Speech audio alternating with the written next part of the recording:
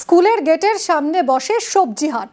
সেই হাটের আবর্জনা ফেলা হয় একেবারে স্কুলেরই দেওয়াল ঘেঁষে, আর এর জেরে দুর্গন্ধে টেকা দেয় কোচবিহারের স্কুলের চরম দুর্ভোগ।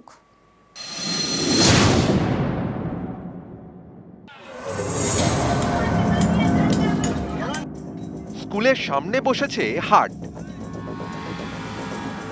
অনেক দোকানদার ত্রিপল টাঙিয়েছেন, সেই ত্রিপলে স্কুলের জানলা বন্ধ। হাটের আবর্জনা ফেলা হয়েছে স্কুলের দেওয়াল ঘেঁষে। এই দেখুন, ক্লাসরুমের জানলার পাশে ডাস্টবিনের আবর্জনা উপচে পড়েছে। এভাবেই চারিদিকে ছড়িয়ে ছিটিয়ে রয়েছে নোংরা। দুর্গন্ধে ক্লাসে বসাই দায়। এই ছবি কোচবিহারের ঘোকসাডাঙ্গা প্রাথমিক উচ্চ বিদ্যালয়ের। প্রচণ্ড ভিড়ের সম্মুখীন হয়ে আসতে হয় আমাদের। তারপর বাইরে যে আবর্জনা থাকে, এর ফলে যে প্রচণ্ড গন্ধ হয়, তার ফলে তো থাকাই যায় না ক্লাসে।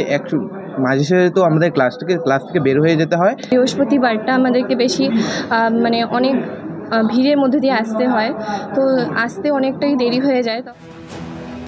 মাথাভাঙার ঘোকসাডাঙ্গা, এখানেই সরকারি স্কুল।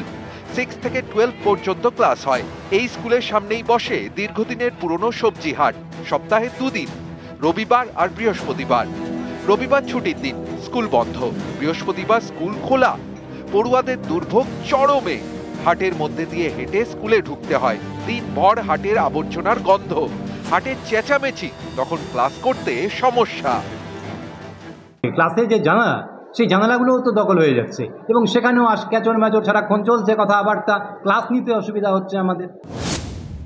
ওরা ভাবে কি স্কুল তো এই গেটটা খুলেই না, ওর জন্য হয়তো ওরা স্কুল টাইমের আগে বসে, স্কুল টাইম শুরু হয়ে গেলে আবার ওনারা খালি করে দেয়।